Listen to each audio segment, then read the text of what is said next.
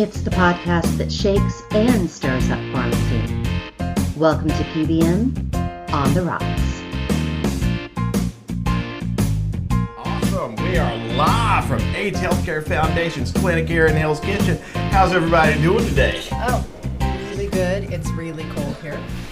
It's delightful here. I think the weather is great. So yeah, we're all doing really well. Not all of us are from Arizona. It's freezing. It's freezing. Although, It's not too bad. Yeah, you're right about Arizona. Not all of us are from there. And we're Body's on. getting What's much up, less Body? snow than they have gotten on Northeast Ohio, where I come from. So I'm not buried under feet of snow. Yeah. I don't mind it. I like it here in New York. I don't think it's too cold. I enjoy the people. People are great. I enjoy the town. This town is awesome. Yes. Any excuse I can ever have to come here, I will take. Yes, yes. It has been a blast. But we're here. We're celebrating World AIDS Day and getting together with friends. We've got John here. Danny Dang came over from his store. Say hey to everybody. yes. Hello, guys. We'll be talking to Danny Come on here over. soon. Say hi. Come over, say hello. Come on. Yes, come on over. There we go. Yeah, Hi. And that's Fareed, one of our pharmacists here at AHF. Yes. Yes. You'll hear from those guys later. So yeah, we're all here together. It's so John and I have talked about this from time to time. Just the miracle that where we are today versus where we were, in the 80s Absolutely. with HIV and AIDS, and we are in this unbelievably beautiful clinic here in Hell's Kitchen. I just wish everybody could see it. Yeah. There's a gorgeous mural behind us. There's artwork that if I could possibly get someone to make a distraction for me, I would steal off the wall for the Hell's Kitchen clinic. It's just, it's great to be here. Yeah, and it's good to be here like right after World AIDS Day and to do this because like Monique was saying, we've come a long way, and that's because of a lot of the work that you all are doing. And we've got to the point now, it's not, a death sentence now to Right. contract HIV. No, absolutely not. Certainly it's something we don't encourage, but it's certainly it's not the end of the world, right? So there's medications that one pill a day, and you're good. As long as you take your pills, you maintain your healthy lifestyle, you're going to remain in good health for years and years and years. And then there's new treatments that are coming out that are injectables that are once every 6 months, or once every 2 months. So you've got injectables that are going to have people so they don't even have to worry about taking a pill a day. But World AIDS Day is a day that commemorates the whole. We started out, like you said, at a time when AIDS was a death sentence. People were dying. Nobody wanted to take care of those people, and then organizations like AIDS Hospice Foundation, which is what we were founded as in 1987. Basically had to bring people in and take care of them because the hospitals or their families or whatever were kicking them out, and we wanted people to die with dignity. And of course that led to us becoming the AIDS Healthcare Foundation so that we could do work to prevent HIV, prevent AIDS, care and treatment, and housing, and things that we do. And of course we've grown globally. We'll talk more about that. But so World AIDS Day commemorates the people that we've lost before us, who've laid a path, the people who've worked so hard to get us to the successes, to help end stigma, to help eradicate all the different political issues, to help protect things like the Ryan White Care Act and other things, and also recognize that we have a lot of work to do. We still have, AIDS is still a thing, HIV is still a thing, it hasn't gone away, it still happens, people still get it, and we still need to pay attention to it. And how's the stigma with that? Is that, have you seen improvements in people's understanding and? Yeah, yes and no. I mean, there are people who still experience a pretty significant amount of stigma. I mean, if you notice when you came in here, there were not big signs that said AIDS Healthcare Foundation. There's a subtle entry so that, people see you walking under an awning, they know that, okay, well, he's just going there to a clinic, and most of them are branded AHF to kind of protect people from that stigmatizing effect so that they do get treatment, so they do come in and get tested, so that they do come in and make sure they meet their case managers and do things like that. So, So I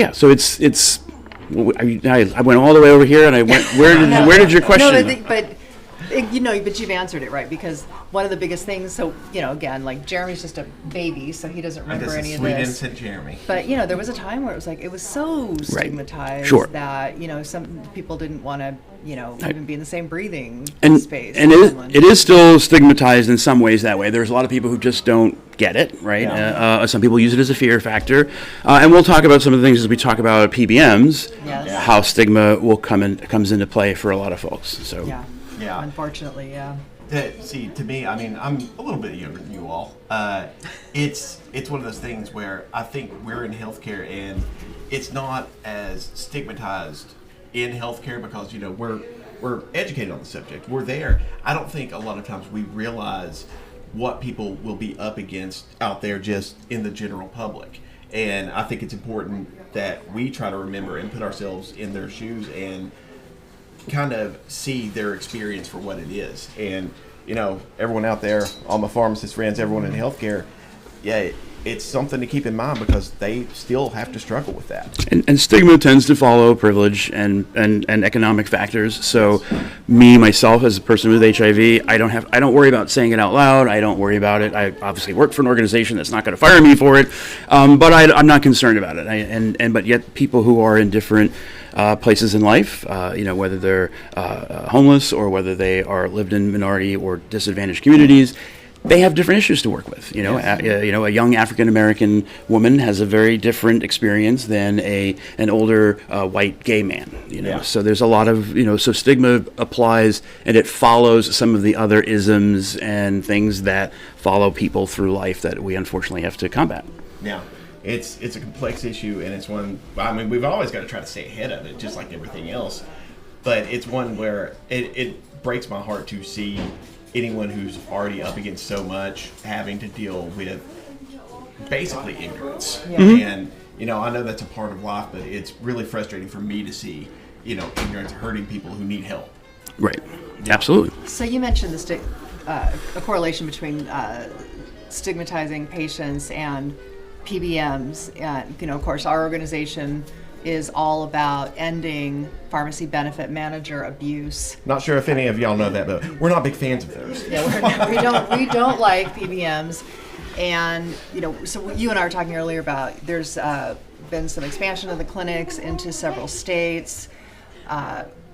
You were alluding to, and I think it's so important, there's the relationship between the care provider and the patient and how important that is. And one of our big messages is that pharmacies and patients are two sides of the same coin, and that they have to stick together, they must work together. It doesn't work to have this intermediary come in and be like, no, we're going to take care of this because of cost efficiencies. Right.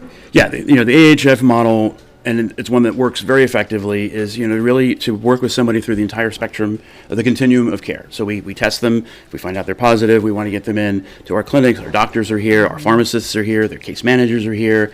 Other services can be provided to them. And so having something break that throws somebody off, and then they, if you don't take your meds, you're going to get sick, right? If you don't take your meds, it's not going to work. Yeah. So, and missing a day, everybody misses a day of something, right? But missing a week or a month because you've moved or because you got kicked out of the house, or all of a sudden your pharmacy says, oh, you have to, your PBM says you have to go here to get your drugs. Well, that might not be convenient, and so you may end up with things like being forced into mail order.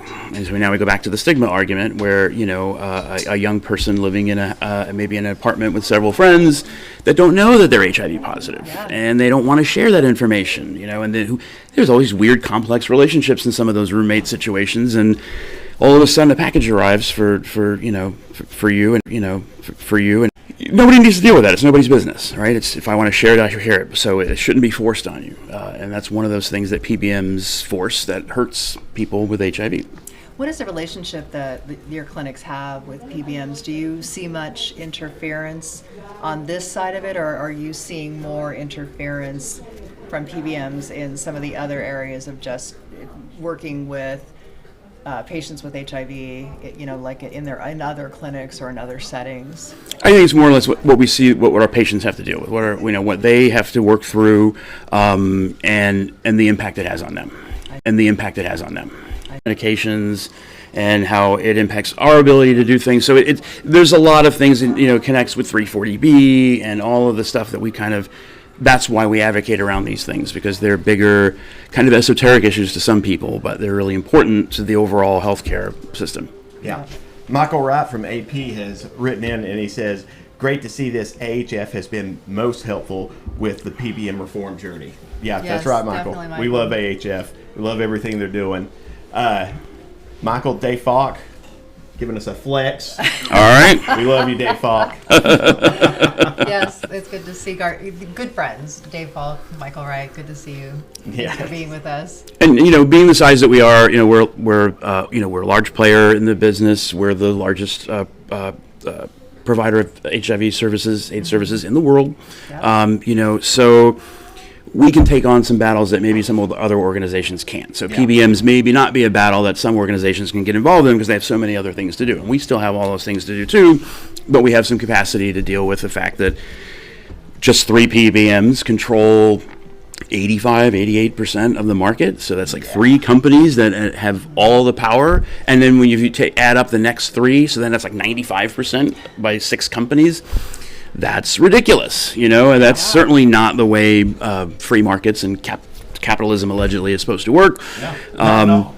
And so, we know that this is something we need to take on and see that it gets dealt with. Yes. And I mean, it's a problem with all the vertical integration they were given a market advantage with, a kickback exemption, and they have little to no oversight. You can't give someone a market advantage. And I like to say, economists will study this years later on how to completely destroy, any sort of a market. But you know how I feel about economists. I don't think they're real people.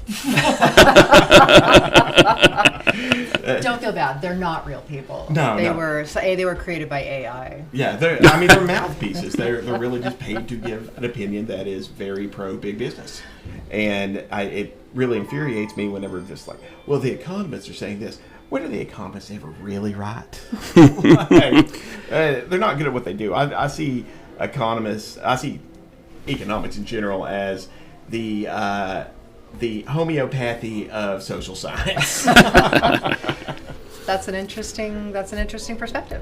Yes. As always from Jeremy, As an always. interesting perspective. An interesting And then we don't even have alcohol this time. Normally we do No. these podcasts, we are drinking. Yeah. That's why it's called PBM on the Water, rocks. yeah. But Red Bulls and coffee, and I don't know what Jeremy has in that cup though. It's possible he's full of Jameson, because it is something that we know that Jeremy would be I drinking. don't know what you're talking about. So when you guys are talking about, dealing with PBM interference, one of the things that I've heard and read about is just the corporatization of medicine in general, that PBMs aren't getting into this because they care. There's a lot of like, oh, we care about the inefficiencies, but really there's money to be made. Absolutely. So we're going to get in there because there's money to be made in these, They figured out- qualified healthcare clinics. Yeah, so this whole idea of PBMs was something that was supposed to be this helper, right? This thing in the middle that was just supposed to be a pass-through. So, from pharmacies and insurance companies, make things easier. Well, of course, somebody figured out, well, we can monetize this and we can make a shitload of money on this, so let's do it. And then they just kept building and building, and it was like the frog in the pot of water. All of us, it just crept up, and boom, there they are. They're these multi-billion-dollar organizations, part of other multi-billion-dollar organizations, taking kickbacks from 340B, taking money off the top for HIV drugs, so that an independent pharmacist, it costs them money to prescribe some HIV medicines to their clients. And they may have clients that have been coming to their pharmacy, their family's been coming there for years, and now they have to turn somebody away because it's just not cost effective for them to take care of that person. And so that's where pharmacies like ours and other nonprofit pharmacies come into play. And so we feel like this is kind of a symbiotic relationship between independent pharmacies and us, so that we can help protect each other and protect our clients and make sure that the families that we work with and the people that we work with are taken care of. Yes. And Josh, PBMs are criminals. I agree with you. Michael Wright has wrote in. He said, John, share your concerns with 340B reforms and potential harm. He said that's a hot topic. It is a very hot topic, and it's something that's really very important to AHF. Yes. And so 340B is probably our number one priority in terms of our advocacy work. Yeah. We really have a simple line. Let it be. Leave it alone. It works. It works just fine. You know, the for those who don't know, pharmaceutical companies sell drugs to us and other nonprofit pharmacies, as well as rural hospitals and community clinics, community health centers, Ryan White clinics. They sell the drugs to us at a discount. So let's say it's a $100 drug, they sell it to us for $50. But we charge insurance or Medicaid. We get the full $100 back. Yeah. That extra $50 we put back into the care of our clients. So that allows us to do things that aren't covered by grants. So maybe transportation for a client to get from their home to their doctor or things like that. There's other services that we provide that we can do, or it's there to help us do the work that we do. Yes. So, and I was reading a report by Antonio Chacha. He released a report about how PBMs are going after 340B money, not just directly as, we're going to have this 340B contract, but they're cutting into reimbursement across the board just so they can suck up as much as they can. Right. And, that hurts, of course, us pharmacists and pharmacy owners, but it's also hurting rural clinics. Absolutely. It's hurting organizations like yours. And that's exactly what 340B was created for. And it seems like they're never going to rest until they have it all. Right. They're coming after you. They're coming after us. It's got to stop. Yeah, they're a bunch of greedy bastards. They want to, how much money do you? When we do activations, and we have our people out there chanting, and one of the things we always chant back at these companies is, "How much money do you need?" You've already been paid well. You've already paid your stocks dividends. You've already done your buybacks. How much more do you need? This is a small chunk of money for pharmaceutical companies that 340B covers, and if it goes away. If there's no 340B, or if they do these crazy rebates where they want to send money directly to the patient, which sounds nice, but giving $25 to the patient doesn't necessarily help that patient in the long run, or does it help our ability to provide health care to other patients? And so it'll turn into a cop-out. And then you end up with, we don't have the money, or clinics like ours, or rural hospitals, especially in a place like in the middle of nowhere. There's one rural hospital, is all you have to take care of people. You end up with no one to take care of those people. Yeah. So right now, 340B costs taxpayers nothing. Zero. It doesn't cost a dime. It's one of those rare government, it's what they call a unicorn, right? It's a rare government program that doesn't cost you any money at home. It doesn't come out of your pocket. It doesn't come out of your paycheck. It comes out of the pharmaceutical industry's exorbitant profits. Yeah. Now, if they were a struggling industry, maybe they might have a case, but they're far from struggling, since they have plenty of money to advertise, lobby, and do stock buybacks way before they actually start spending money on research and development, which actually our tax dollars do fund that, because they usually just buy their patents. Yes. So anyway, 340B doesn't cost any money. If it goes away, where are these people going to go? So the people who come to this clinic, who get their care here, where are they going to go? Well, there's going to have to be a state program, a city program, a county program, a federal program, somewhere the money's going to come from. All of a sudden, now the thing is, it is going to cost the taxpayers money. Oh, yeah. It is going to be a problem, and healthcare, the quality of healthcare will decline considerably, because now you'll have pushed a bunch of people into a system that isn't capable of handling it because of the fact that they lost all their funding. Yes. And the pharmaceutical companies will still make a lot of money. Yeah, and it's kind of like how we've got the Pharmacists Fight Back Act and how we're pushing that. It's going to save everyone a ton of money. It literally, all of it's just going to come out of these greedy middlemen's pockets, and that's it. It's going to save the government money. It's going to save plan sponsors money. It's going to make sure that we are all paid in a way where we can exist. Mm-hmm. It's going to take care of patients. $40 billion in savings for seniors just last year. Mm-hmm. Saved. That we've got to do these things, and we've got to hammer it down, because if we give them any wiggle room, they're going to hurt you, they're going to hurt us, they're going to hurt patients, and it's got to stop. Right. We've got to take that stand, and we've got to start swinging, and you all have been swinging with us, and I can't tell you how much that means, having allies like you all. Well, we when we took on things like 340B and PBMs, it was not en vogue to do. We did it early on. We recognized that as an organization that 340B is very important, and then that if we don't do anything, pharma will keep chipping away at it. They keep spreading lies about it, about abuses and all those kinds of things that don't really exist, or exist in very minimal or very specific. It's like voter fraud, right? So there's 3 guys who committed voter fraud in 2 different places. All of a sudden, voter fraud. No. There are 1 or 2 hospitals that may, big corporate-ish hospitals that have done some things that probably weren't in the best interests of their patients, but ultimately the program serves a lot of people. There's a lot of paperwork involved. There's a lot of transparency. This is not just money that flows in and that we just, can do whatever we want with. It's money that goes back into care, and we have to justify those dollars. We have to quantify all that money. There's a lot of paperwork to fill out. That's why there's a whole industry around 340B compliance, because there's a need for it. And it makes me wonder, what if manufacturers didn't have to give so much in discounts to for-profit PBMs who are part of for-profit insurance carriers who themselves are some of the largest corporations on the planet, if they weren't having to concede so much, if they would, just lay off the 340B program, because it really was a partnership in its earliest days, designed to help, right? Back in the 70s when I think it was first created. Well, no, 1992. It was created in 1992, the 340B program, and it was designed to provide health care for those in need. And the pharmaceutical industry wanted an access point to sell drugs to the government for Medicaid, Medicare. So 340B, that was the kind of deal. We'll give you this if you do this. And now they want to renege on that 30 some odd years later and say, oh, it's costing us money. Well, it's not really. So, but you've made far more money than you could account for. So, yes, there's growth in the 340B program. I think that it's good that there's growth in the 340B program. That means more people are being served, more people are being taken care of.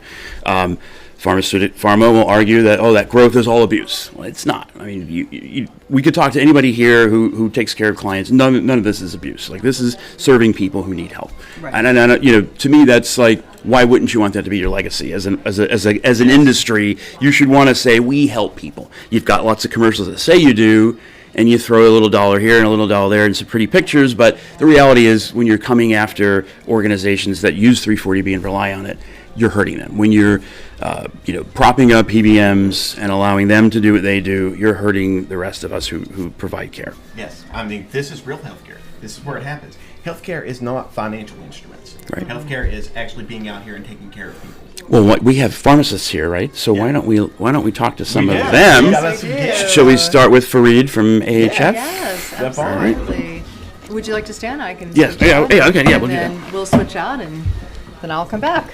All right. So welcome to Take My Place. Come, brother. Thank you. Hi, how are you? I'm good, man. Good. So, tell me about this. Tell me about your day. Tell me about what it's like working for AHF. Well, let me tell you a little bit about myself. I've been a pharmacist now for 14 years. I know it doesn't look like it, but so I work in the New York City area. We have 6 pharmacies. We have 7 healthcare centers and 2 free clinics. This is one of them.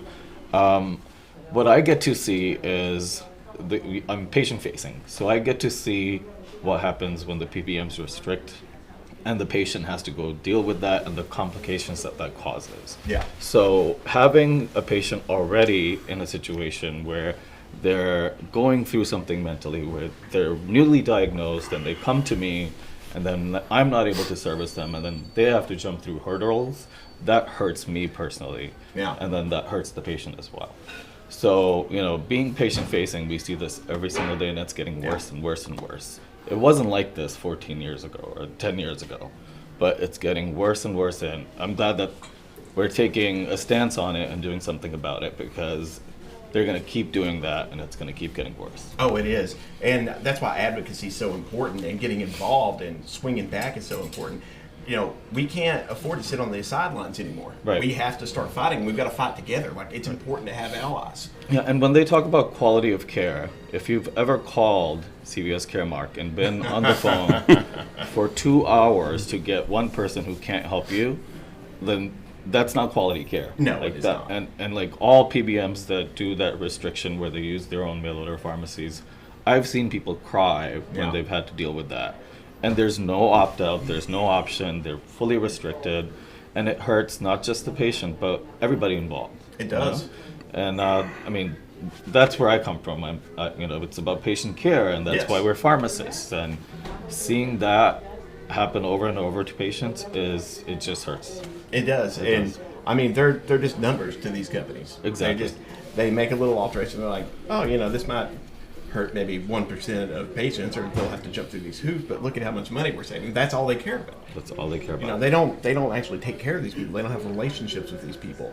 And not to say like, you know, your average CVS worker or something's that way. You're not. You are pharmacists, and you are out there. You know, you're being underworked, and you're being overworked, and you're understaffed, and you're having a lot of problems, and they keep heaping more responsibilities on you. And you know, we feel for you. And whenever we're going after like CVS or the PBMs, you know, just know that we're your allies too. We want it to be better for you all. Yeah, I think that's important to mention. This it's not the individuals that are doing the jobs that are on the ground. Yes. It's their up, you know, in their white tower folks who are the ones that are making the decisions that are really hurtful, because they are so far removed from, you know, what's over here, so they have no idea even what they're doing, nor do they care. No, they don't. If they look at numbers on a sheet, that one number went up, good, we like that. Yeah, they make so much money basically running a spreadsheet. Right. They don't take care of people. They extract value from the system. Like I always say, they're vampires. That's all they are. And we need federal action. Like, yes. You know, statewide, I've seen some laws being passed, and, you know, they always find a loophole. Yes. So we need to have the federal government involved to see that patients are really hurting. Yes. Get the patient stories. It's hard to get the stories to them because the patients are already going through so much. They're like, I'm just going to do whatever they're telling me to do and deal with it. And then they have to wait a week for their medications. There's medication delays. There's co-pays that then they have to go to a billing department where they could have just walked in and walked out from our pharmacy. Yeah. So, you know, it needs to be a bigger action. Yeah, it is, and I'm glad to see more patient groups rising up, really, in a lot of ways. Shout out to Loretta and what she's been doing, bringing awareness to mail order. Shout out to Bill and his family, Schmidtnick. You know, what they went through is awful. I was thinking of you all over Thanksgiving. You all are awesome. Yeah, they're heroes in our movement because they really have, they are the ones that have the real hard stories to tell, and they are telling them day in and day out, having lost children through PBM abuses in the end run. I mean, you know, maybe you can't draw a line from here to here, but you can certainly draw the line there and make the connection to what happened. And those are things that these big corporate folks don't care much about. They don't. You know, so they will not care until they're forced to care, and that will involve money. And then, you know, talk about, you know, advocacy and legislation. So states have actually been pretty good about now pushing legislation through various state houses. There are some states, Arkansas, right, that has had some great PBM reform. In Ohio, our Attorney General has tackled PBM reform. So that's happening in doing an awesome job. New York, right? Shout out Danny and the Pisneys. And so I'm sure Danny will fill us in some more on those details, but it's like there's a lot of things happening at a state level, and there is legislation at a federal level. For some reason, it seems more palatable for politicians to take on PBMs. Yeah. Rather than take on pharma, and who knows? Maybe pharma is just putting more and more money in pocket than the PBMs are. So they feel like there is some movement. There is a vilification of PBMs in our world. You know, we would love to see pharma overall vilified in the same way. You know, like because they're the ones that are hurting folks in all those red states. You know, all those rural clinics. Those are they're really hurting because of things that are happening to 340B and with PBMs. Yeah. And then of course places like New York City where you have nonprofit clinics and independent pharmacists who are serving people living with HIV and other needs. So we tackle things both at that federal level, but then also we are working in individual states as well and working in partnership with organizations like yours who are also doing those things. And it's what I call the pitchfork. Like we do it like our ancestors of old with a pitchfork. That's how we do it. 5 points. You got legislation, you got litigation, you got your messaging, you've got a market solution, which everyone's trying to work on right now, and you've got enforcement. You've got to really go after it that way, and you've got to hit them on all fronts because they're too powerful. And if it's just a straight up, traditional kind of fight, we're going to lose. So that's why it's important to get all of us together and to, empower patients and empower healthcare professionals and empower the actual people out here working to take care of patients and get their voices out, organize them, get them out there. That's how we actually get things done, because all of our voices together outnumber them. Yeah. And it's more powerful in today's day and age with social media and everything. You've got diminishing returns on what campaign contributions can do. And we've taken them on in the courtrooms Yes, as well. you And have. so, and that was a big old win. we've taken them on and we've won, and that's great. And, you know, we're going to keep doing that. We have an excellent Yes. legal team that continues to figure out ways to go after these folks, to you know, to serve, again, to get back to what we need to do and to put them kind of in their place. And thank you for doing that, your Yes. legal team. Thank you. Yeah, they really opened the door for a lot of things that like we're trying to do on this end. Well, I wanted to talk about 340B. Not everybody's lucky enough to have 340B, Yeah. right? But I've seen firsthand the things that AHF has done to give back to patients and like free medications and like things that they can't afford or things that are not covered. Like I've seen that firsthand, and with the patient, when you can tell them, we can do this because of this program, they just light up. And if that goes away, Yeah. I mean, that's going to be horrible for everybody. It'd be awful. And you would see a lot of patients just be left with no options. Right. You know, it's tough where there's inflated drug prices and everyone ends up, you know, getting some share, except, you know, we pharmacies. and that's what 340B is for, is to make sure that, you know, patients that are falling through the crack can go somewhere and actually get this medication. Right, and we forget that it's not just HIV then, it's mental health. You know, there's all these other Yes. medications that the patient needs, and then there's the formularies and the hurdles and all of that Yes. stuff that you have to go through for just one person that has all this going on for them. And that's stressful, not just for me, but I can't even imagine what they go through on a daily Oh, basis. yeah. So, Yeah, you know, it's so tough. They'll break down, and you know, I've seen patients, you know, break down crying, not knowing what they're going to do as far as getting their medications when it didn't come in on time, or it's not being covered well, and it costs, you know, $500. Right. They can't afford this stuff. When they randomly change a formulary, like, oh, okay, Oh, we've, yeah. you know, your Biktarvy's been on this formulary forever, and all of a sudden, that's kind of expensive. We're just going to change it, and you have to take drug X. And like, my doctor doesn't want me to take drug X, Yes. or maybe there's something about that I have side effects or other things. So, Or it doesn't work for me. or it just doesn't work right for me. Even like, you know, there's multiple different HIV meds. Some work perfectly and for people, and others it's a challenge, or they have side effects, or they have different reactions to them. So you can't just shift on somebody like that. You can't just say, oh, well, I'm sorry, you can't do that anymore. That's not how that works, and that's certainly not how HIV as a chronic illness. That's not how healthcare works. I can't imagine it works well with any other chronic illnesses either. but when I started, you know, Tripla was the big thing, and now We used to call ass tripla. But now the PBMs want people to go back on a Tripla instead of all these other new medications that are cleaner and have no side effects. It doesn't make any sense. No, Oh, all it about doesn't profit. them. It's It's money. all about profit. And it's And then been- when you see that firsthand, you're like, okay, I see what's going on. and it's been shown that like AAA was a drug that a lot of people had a lot of unfortunate reactions to, whether they be mental illness reactions or their kidneys and like liver issues. So it's, you know, there are better drugs, you know. So Yeah. let's just keep people on what works instead of trying to figure out all the dollars and cents. And Yeah. speaking And of, I was it's gonna- incredibly frustrating, especially on our end. Like, I've got a patient who's on Biktarvy, and I can't give them like a 90-day supply, or I lose $600. And that is part of a lot of the issues with care. Is if this patient's going out of the country and needs an extended day supply, it's tough for me to do that for them, and I want to be able to take care of them. right.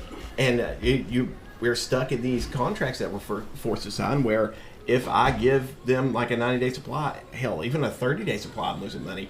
I'm losing a significant amount of money. And all it's doing is subsidizing insurer profits. That's all it's I think happening. it's important also to mention, like, plan design Yes. really figures into what you just said, because at some level it's not even about the contract. Like somebody said, you know what we're going to do? Yeah. We're going to design the plan this way. Yes. And then we're going to change this drug out so they can't have it, and we're going to put them on this old-timey, not as good, you know, system, so we can make more money. But too bad for you. Right. It's Exactly. like you're gonna lose money, but you're still gonna be required to fill it. The other Which- thing is education, right? Like, Yes. I'm seeing a lot more younger patients coming in that, you know, don't know too much about HIV, and educating them on HIV just that, and then having to be like, all right, well, your medication's not going to be covered here. So that adds another level of complications for us to be able to provide better care for our patients. Yes. And it's just the stigma thing again, like, like that adds, but there's too many hurdles. Yep. Yes. And we got to do something about it. Absolutely. Whenever you stack hurdles on top of hurdles, you've got to look at it from their point of view and how they're seeing it. If they could make sure that one medication is paid for by the patient and not them every single year, one per patient, that is a significant amount of money with all the lives that they're taking care of.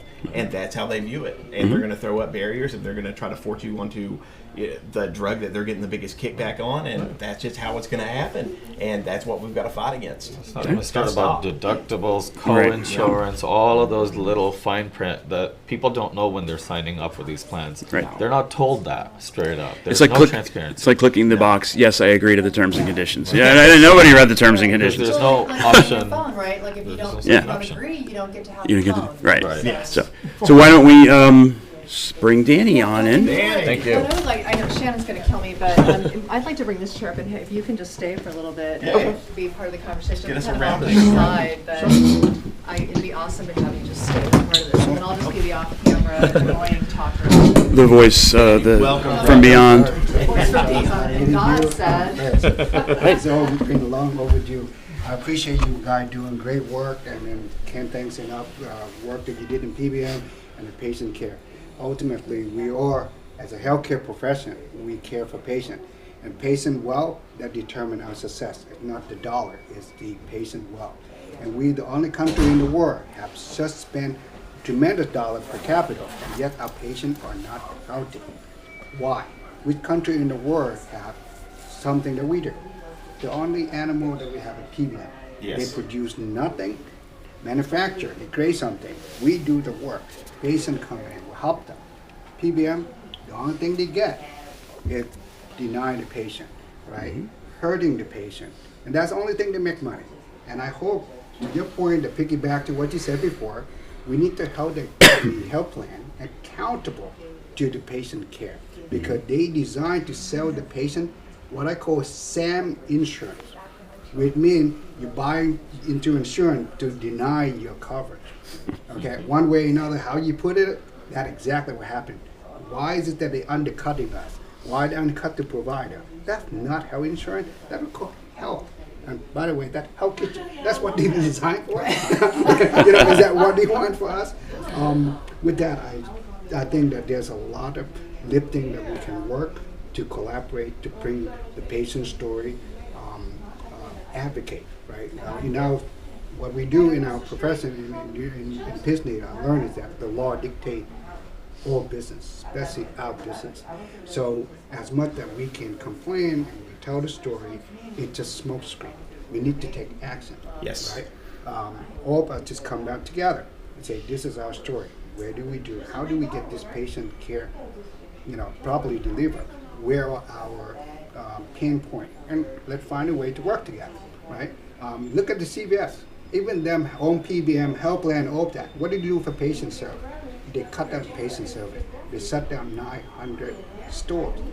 This is not healthy, okay? No. They eat everything in the healthcare system, and they start eating themselves. Right. Like cannibalism. And they had this. They played this game where they came out and they built all these giant box stores, right? So every corner had a Rite Aid, a CVS, a Walgreens, and whatever else, And then they sucked up all the independent business, all the mom and pop business in those neighborhoods, especially in places like the city of Cleveland is a pharmacy desert. Yeah. There's so many of these big pharmacies that have opened up, and then they just closed them. And they're in underserved neighborhoods. There's now nothing else, and what they're doing is now that they continue to close stores and close stores. Oh, yeah. So they went from here to here, and they're trying to funnel you all into their mail order system. Yes. So because they don't want you to go anywhere else, and they make it difficult for you to make any other choice. And their So- mail order makes a fortune. Right, and so they suck you into Express Scripts or something to that effect, where you're stuck with no choice. Like I have to, the only way you can get this is if you do it this way. Well, that's you need choice in healthcare because you need to be at an AHF pharmacy. the people know you. At your independent pharmacy, your people know you. You know them. You know what drugs they're taking. You know what interactions there are. You know what they're like. You know, are they a person who's going to be effective at taking their pills, or are they a person that needs constant reminders, things like that. The person on the other end of the phone at Express Scripts knows nothing at all about you except what's on that computer screen, and that's not a lot. And so that's not healthcare. It's not. It's absolutely not. And it's hard to treat a patient if you don't understand that patient, if you don't know that patient's history, if you don't know what's going on in their lives. You can make a real difference just knowing them a little bit and knowing how something might affect them, knowing exactly how some kind of side effect has affected them in the past, or how their family's going to deal with it. There are little things that go into patient care that you can't get by going to a mail order pharmacy. No. That's the way healthcare is supposed to be, and they're trying to push us into this system where all the care is truly cut out, and they want it to be turned into a service where you just throw the drugs at people and that's the end. Mm-hmm. You know, it don't matter if they have questions. And to that point, it's really sad they put the patient at risk. And we have seen multiple national disasters from Sandy hurricane in New York, for example, where we had a case where the whole city was locked down. My HIV patient would disappear to mail order, and all of a sudden 30 of them came to me. I cannot get enough drugs to supply that. I mean, we are not there for our next year if we're not able to sustain a community. And what happened to them when they come back for us? We're not around anymore. Matter of fact, in Hell Kitchen, 6 pharmacies were closed in 5-block radius in the past 5 years. And no more new pharmacy open up. Why? Because there's no incentive. Right? And the truth is, I really want to looking for a punitive to the health executive. Yes. Okay? They are the animal behind it. If you and I make a drug in wrong dispensing, we're accountable for patient in lawsuit, right? They get incentive to tell the patient to switch to a drug that they get drug resistant, or even that drug is toxic to the patient, or deny them from getting the treatment. And that patient literally dies. Mm-hmm. And yet they get reward to kill somebody. Is that the way that we want it to be? Regulator, you need to wake up, because tomorrow you are outpatient. And get what? They are the one who killed you. So we need you in this. Take the action now, protect your family, protect us and the patient. This is from your patient point. Yes. And Danny, you have been doing such a good job with your work with PISNY. Like, you all are stacking wins. New York is one of the best states to have a pharmacy in. And I think it's because of a lot of the work that you and PISNY are doing. I thank you to a lot of. And what is PISNY? So people out there don't know what PISNY is. It's not a wine brand or something. Yeah. Pharmacist Society of the State of New York. Yes. Right. And we've been around since 1881. That God forbid how long. But we represent all pharmacists from all profession, and we are as a pharmacy profession in general. Right, so I'm not very much elaborate in terms of marketing, but I am speak from the heart. Pharmacists are fighting for anything to stand in the way of patient care, and this is one of them. We had a big win, like Jeremy had talked about. We have the DFS regulation in New York.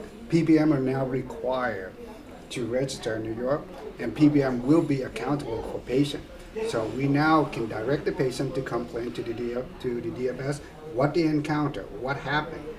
They are just as regulated at the health plan. They're not going to be under in the saddle like they used to be.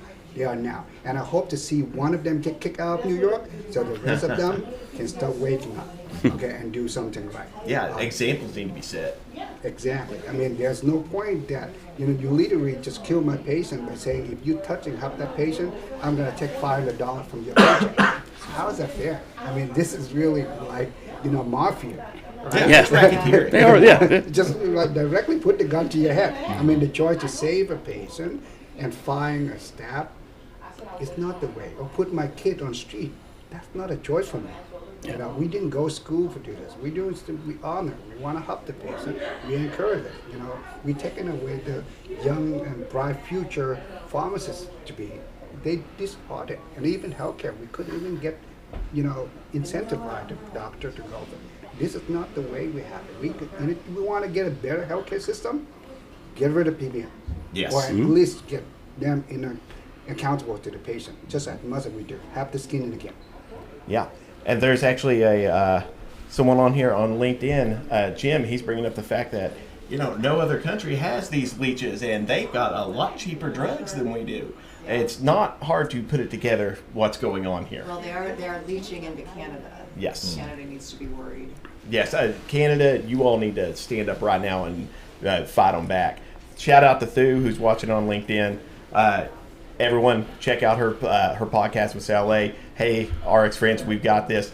Really, really fun stuff. Funny girls. They're awesome. But yeah, we're gonna have to kick them out of healthcare. That's why, like, the Pharmacists Fight Back Act, like, that's why it's so important, because it has all those patient protections in there, and it also establishes, reimbursement, so that we can stay open. It's not like we're asking for a lot. It's Right. like, oh, we want to be paid for like what the drug costs plus our cost to dispense and 2%. That's not really asking. You are so unreasonable. I don't understand why you want that. Jeez. It's awful, and it attacks on that front, but it also puts all those patient protections in where they can't steer, and it defines steering. Who was it? Who was the lawmaker who said it didn't define steering? Oh, that was Craig. Was it Craig? Was it? Yeah, Craig? Angie Craig. Angie Craig. There's an entire section on steering. Shut up. Actually, read it. Like, there's an entire section on steering, what steering is, how it happens, and it puts it out. It's like, you can't do this. You can't force patients into your own pharmacies. You can't force them to mail order. They have a choice of where to go, because it's important that patients have choices. Because, like we're seeing with the military and military families, no one can take TRICARE right now because Express Scripts has gobbled it all up. And the contract they offered was terrible. And you're seeing a ton of military families, like around bases, they don't have anywhere to go. They're being forced on a mail order. And that mail order is making a fortune and overcharging the military. And so it was palms all are being greased. by design. It was All all by design. Competition's important. That's how, we get better. That's how we stay on top. But whenever there's no real competition, you just have your competitor driving you under because they establish what you're paid. Like, Right. This is not how it works. This is not how it should work. This is supposed to be, America. This is supposed to be our country where, competition's good. We go out and we take care of each other, but we also always try to be the best and provide the best service. And if there's no incentive for that, what you're going to get is complete shit. It seems like the people who are all about corporatization love to talk about competition when it's small businesses and other, like, oh, the competition's good and healthy. Yeah. But when it's supposed to affect them, all of a sudden they're like, oh, we don't talk about that. No. So that's why establishing patient rights and making sure they're taken care of and that they have a choice and power's back in their hands is so incredibly important. So you put the power back in patient hands. You establish how money flows, why it's flowing that way, and you actually save patients money. Like, I think if we get this bill, it's the full first step. Like, it's a huge step into getting healthcare back and getting it under control. And that's why we've been pushing it so hard, because it's going to save a lot of people. And it's a good model. Yeah, it's a for great any model. aspect of healthcare. Yes. So shall we switch it back up and Yeah. bring Monique back? All right, well, don't everybody leave. Just stay nearby. You guys can be the disembodied voices from Well, the beyond. more we're doing this, the more I'm like, what we need to do is we need to add more microphones and start doing these live casts as a round table, because the conversation's really. So I hope you'll, I know like it feels a little weird because you're over there, but I hope you'll continue to stay in the conversation. Yes. One thing I want to make sure that we do today before I forget is my very good friend, one of my best friends in the whole world, today is his birthday. So I want to make sure we wish him happy birthday. So could you guys just come back for just a second? So we can all we'll just say, like, we're not going to sing or anything like that. Not going to sing? Okay, no singing. We could sing. No, it's not. I have my rendition of Defying Gravity. We could sing that. Oh, yeah. Okay. We don't have the special effects to bring you up. up. Butch, so I just want to, everybody just take a second, look at the camera and go like, happy birthday, Butch. So all right. everybody, happy birthday. Happy birthday, Butch. We miss you, and I'm sorry you couldn't be here in New York, but go ahead and keep teaching your class, and thank you very much. All right. Happy birthday. So we keep hitting on plan design, and that's part of why we're all in this situation, because you were saying, or I think Danny you were talking about like the PBMs, right? If we had them back where they started, what they were supposed to be doing, which is benefits, there should be claims processors. They're supposed to be benefit managers, period. Yeah, they should be managing, right? But they shouldn't be designing the benefits. They shouldn't be selling the benefits. They shouldn't be making the They architect shouldn't be making any decisions, really. They're just there to pass through. They're supposed to be a pass through. Decisions. So, like, a couple of years ago, Louisiana did something really interesting. It didn't actually get carried all the way through because the medical society there wasn't on board. But they actually introduced a bill that would require the PBMs to have to be licensed in medicine to make medical decisions. Because the idea was, if you're going to be the company that's saying, like, which CVS did, right? All those, statins that are out there, you have to be on one. Yes. All of you with this particular condition, all have to take this same drug, right? Well, that's a medical decision. Well, who's making the medical decision? Well, it's someone in the C-suite, right? They may or may not be, a practicing physician, but they're the ones making the decision, and that was dangerous. And there's some papers. We are in possession of, and I think some people in this country are, about the effects of, what came out of that. So yes, we've got a lot of papers, everyone. Yeah, we do. There's a lot to be said about what's been happening with that. So we were talking at the beginning about the successes that we've had in HIV care, and so HRSA, just for their World AIDS Day press release, it said that 90.6% of people with HIV receiving medical care through the Ryan White program are virally suppressed. And virally suppressed means you show no sign of HIV. U equals U. What am I looking for my other word? So I lose words when I'm supposed to say them. That happens to me too. Basically, you can't transmit HIV when you're in that. It's undetectable. Yes. That's for a lot of reasons, right? A lot of great people in the Ryan White clinics who do great work. It also has, something to do with 340B, right? And, providing those clinics with the kind of resources they can to do those work. And it has to do with the Ryan White Care Act, which provides federal resources to do that kind of thing. So we still need to see those dollars continue and stay. If we lose these programs, we lose these things. And PBMs would love to not have to see this because they would be in control of things, Exactly. We'll see how HRSA goes with its new leadership, with Dr. Oz and Dr. Brainworm, and how that all goes. It's going to be interesting. Well, we just like to put in a word for Vivek and Elon for the efficiency. Doge. Yeah, the Doge. So since they are looking to find $3 trillion from the government, I was thinking maybe look at the PBMs currently doing the administration. I realize it's tempting to want to cut the Consumer Finance Board because it's $700 million, but when you consider that PBMs are grabbing, close to $500 billion, I would say maybe start there. That takes you a pretty good part of the way toward that Absolutely. $3 trillion, and maybe go back for the smaller fish later, because yes, 700 million or 100 million here or there, does add up, but I'd say go for the PBMs. We Check out got some Express billions Scripts. here to save you by I'd say go with just taking Express care of the Scripts. leeches. Just saying. Yes.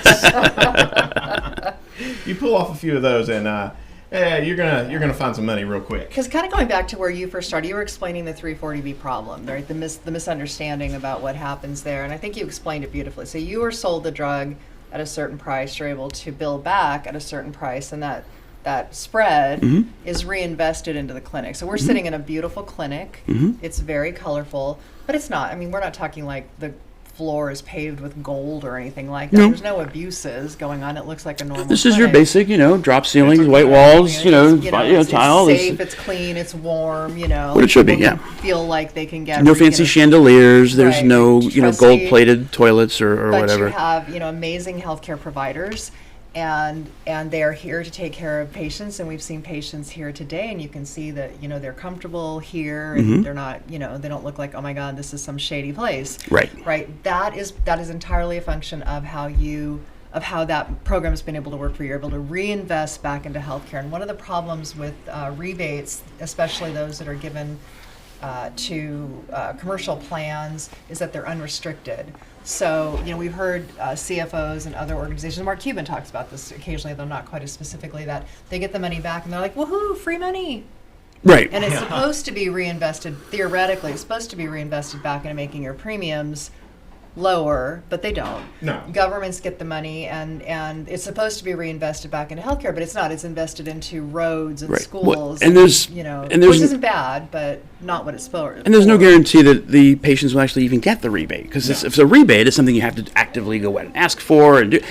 It's just not it's not a good system, right? It's No, it's it's not. pay full price for your meds. Oh, and we'll send you $50. Like That's what? why pharmacists fight back at 80% of the rebate goes to lower patient out of pocket. In Like, the it's- federally funded plans. Yes, in federally funded plans.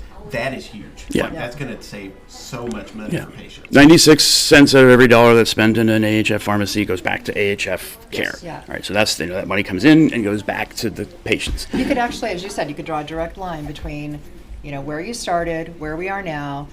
That is what it looks like when you reinvest back in healthcare and healthcare infrastructure. You end up with, a disease, an illness that when you and I were in high school was considered a death sentence, and it was scary, societally. And now, we live in a world where, it's actually normal. Right. It's not to say it's perfect, this Sure. country's not perfect, but we are so far along entirely because of that, right? We could be a country like that if we did that kind of reinvestment. But what's actually happening is it's going to these top 10 Fortune 500 corporations to pad a handful of people's pockets. Even Right. the people that currently think they're getting returns in their Well, shareholders. And it's because 401ks, they're not. You're not getting the returns. I promise you. Andrew Yeah. Whitty is getting your returns. right. Yeah. Daniel O'Day is making the money, at one of our favorite targets, Gilead, that Gilead. we like to beat up Yeah. on because they deserve to be beat up. Your rebates are going into the pockets of Right. Ted Teddington. Ted Teddington. Yeah, poor Kevin. Yeah. Yes. Yeah. Ted Teddington will return. So I know we're getting close to the end, but I know, and so one of the things that we've done together with PUT is we've organized activations in certain cities where there are large PBMs. We were just in Minnesota not too Yes, long we ago, were. going after Optum, and then just before that we were in St. Louis. Yes. Oh, and everyone out there, I can tell you, AHF brings it. Like, they taught us how to protest. And then- Y'all are awesome. And then our next round is going to be at some point in the spring at CVS in Yes. Woonsocket, strange word, Rhode Island, and Altogether unironic word. and we hope that will be a pretty large activation to show CVS the numbers of people that they're impacting and what they need to stop. They need to stop. Yeah, the goal is really, this is the one where we just, everybody rises up. We have, because what we loved about Express Scripts was we had so many providers show up. Yes. And providers are typically quiet, caring. They were not. people. No, these were not quiet. These were not I mean, they're quiet. caring We had people and all that there, still at home, but they were not was quiet. And then in Optum, we had a lot of patient groups and community groups show up, and that was incredible. But this time, it's like, it is time to get everybody to rise up Yes. and say, we are done with this, because CVS, I think, represents winner, is now the CEO. I'm sorry, blatantly lied to Congress. I mean, we all know it. And now he's the CEO. It's like, what's the point Right. of even having a Yeah. nation of laws if you're not going to be held accountable? No, they basically just told everyone, we're doubling down and making him CEO. Yeah. We could do a whole show that has nothing to do with PBMs on all that. So Yes, we could, we and don't. we That's should. not the direction. We won't we won't go down that rabbit hole. No, I'm looking forward to the next protest. Not so much the planning. There's a lot that goes into it behind the scenes, but it's so fun whenever we get together. Like, you'll have Danny come up, and then John will be there, and then Julie Bach. Yes. And when all of us get together, we have fun, but we get work done. Is Julie the one that kept calling out the guy who got the DWI? Yeah. I thought I got a drink for you, Patrick. Like, she was really, it was very. I get it. She was Julie's.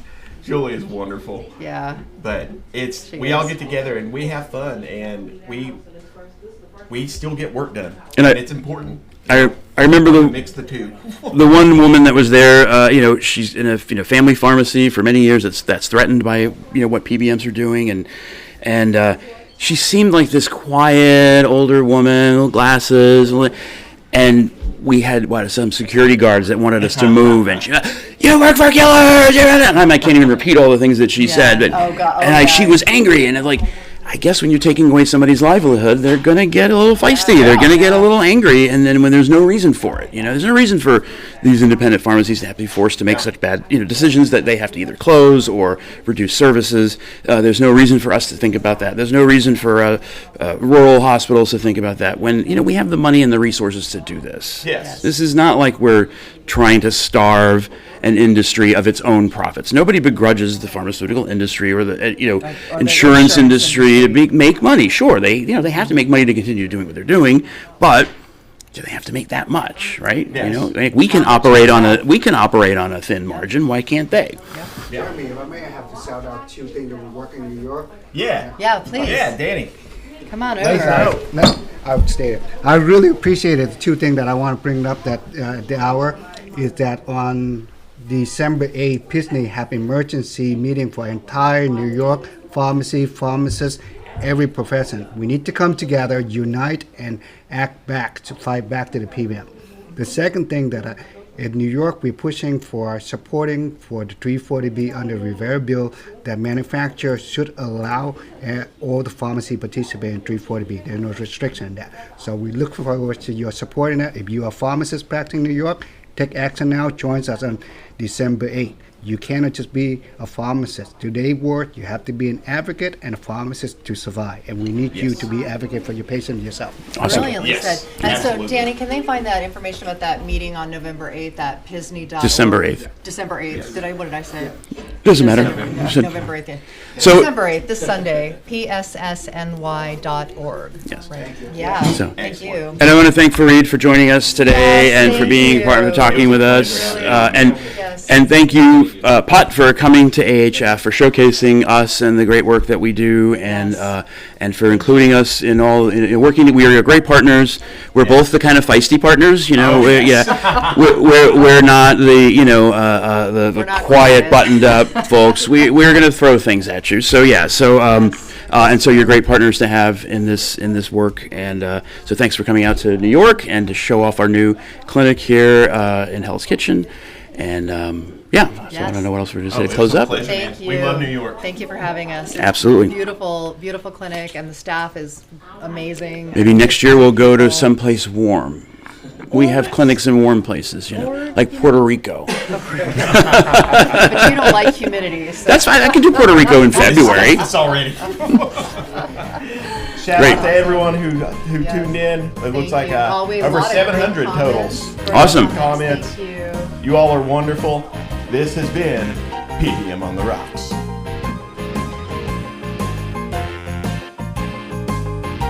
To learn more about Pharmacists United for Truth and Transparency and how you can help fight PBM abuse of our healthcare system, visit our website at truthrx.org.